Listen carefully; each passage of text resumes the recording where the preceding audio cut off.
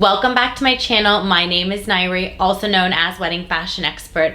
This week we are talking about a highly requested topic for me to create a video on, which is wedding bustles. How do they work? What are they? Why are they important? I am answering all of those questions in this week's video.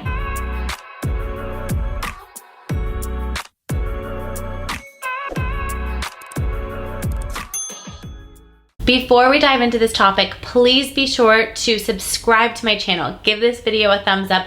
Leave a comment below. Let me know if there's any topic or anything that you'd like me to create a video on for you. I am here for you, guiding you along the way leading up to your special day. For those of you that are new to my channel, welcome. I am so honored that you have found me. I am, of course, a wedding fashion expert, buyer, stylist. I wear so many different hats at LOVELLA Bridal, located in Los Angeles, California.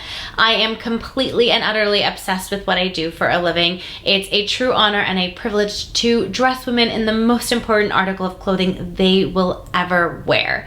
For daily content, please be sure to follow at LOVELLA Bridal, at LOVELLA Plus, and at Wedding Fashion Expert on Instagram. So many requests for me to do a tutorial on how to bustle a wedding dress. The reason why this video is not a tutorial on how to do a bustle is because every single bustle that you see done on a dress is designed specifically for that gown. I'm first going to explain what a bustle is and then circle back to what I just said. A bustle is done in the alteration process where the train, so wedding dresses have long trains, which is the word that we use for the fabric trailing behind you for your wedding dress. So the train, of course, it's not functional for you to be dancing the night away with this trail of fabric following behind you and people stepping on it, ripping it, all that jazz. It's not ideal. So a bustle is done specifically to gather that fabric all the way up and create a more balanced length at your hem so you can move freely. Wedding dresses don't come with bustles pre-done. It wouldn't make sense. So the reason why your bustle is custom done, and I can't do a tutorial for you, is because each bustle on each gown is different, number one, for design and aesthetic purposes, but number two, the bustle length, so the length in which the fabric is getting gathered up to be shortened for you to walk around freely on wedding day, is determined by the length of your gown. So this is why dresses can't come with bustles done. In the past, I've had designers at LOVELLA Bridal create dresses with bustles done. It was such a waste of their efforts in production because the bustles were never appropriate once the gown was hemmed to the bride's height and, of course, her heel height. So your height has a lot to do with it, but also the heel height that you choose to wear on wedding day. So once your hem, the front of your dress, is hemmed properly to the proper length, so we typically just hem the front and a little bit of the side, and then it'll gradually transition to your train. From there, the train is then gathered, and that is where the bustle gets created. And of course, a bustle on a ball gown versus a fitted dress versus taffeta fabric versus tulle fabric, they all gather differently, and functionally seamstresses do bustles differently. So some bustles could be a loop with a string that's met to it and you tie it, or it could be a loop that loops to a button. And these are all designed by seamstresses, or it's a hook and an eye. Every bustle is different. That being said, because every bustle is different for each gown and for each individual, I can't possibly give you a tutorial of this is how you bustle a dress. However, the seamstress that is altering your dress is able to give you that tutorial, which I recommend videotaping that so that you are able to show friends, bridesmaids, family members, wedding planners, anyone can know, so that you could take one video and disperse it to all the important people who are going to be helping you with bustling your wedding dress. This also takes the pressure off of having someone with you physically at that appointment that you can take a video and show it to them after the fact. A lot of people always say, oh no, I don't want to take video of it, I've got this. We force them to take a video anyway because in our experience at LOVELLA Bridal, we have found that so many people say, oh, I've got it. And then after wedding day, we'd hear, we couldn't figure out the bustle on wedding day. It was such a pain, so we never bustled the dress. Now it's time to discuss the look of bustles. We just covered functionality, what it is, what it means, and why you do it. It's all functional. Let's go into the design of the bustle and it being aesthetically appealing to you.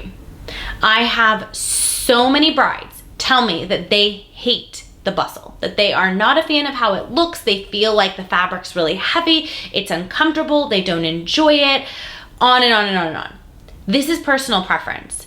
I'm okay with the bustles because at the point of when you bustle your dress, most of your photos are taken from the waist up or they're full frontal photos. Like no one's taking back photos of you at this point. It's for pure function. The only time the bustle was really showing during the reception is when you're dancing and moving around. And again, it's for function. So it's not going to look unbelievable because bustles are constantly moving. Your dress is moving. It's an article of clothing. It's not going to lay perfectly and beautifully. More so, this is for comfort and function. Now, if you have a super long train, sometimes if they're really, really, really long, it's not even worth doing a bustle. You need a second dress. And I'm talking like dramatically long, okay? Like super, super, super duper long. At that point, you want to have a second dress to change into. And that's what I suggest to brides who don't like the way their bustle looks. If you really don't like it, then get a second dress that you change into and don't even bother with a bustle. There are some brides that feel really, really strongly and despise the way they look. And then I have other brides that are so obsessed with their bustles.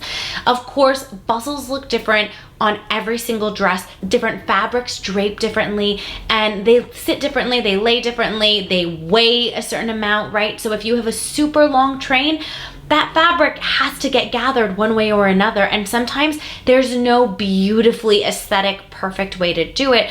Sometimes it's just purely function and not about the looks. And other times you can find dresses or have dresses that look beautifully aesthetically appealing and also functionally, it moves functionally for the reception as well. I also recommend for you to have safety pins just in case. I often hear feedback about brides saying that someone stepped on their bustle, they stepped on the train on the dance floor and it ripped the bustle, so they needed to either sew it or safety pin it. So always have that prevention plan in place and ready to go so that you can enjoy and dance the night away. Lastly, it is not a horrible idea to just have a simple dress on the side just waiting for you, just in case a malfunction happens during your reception.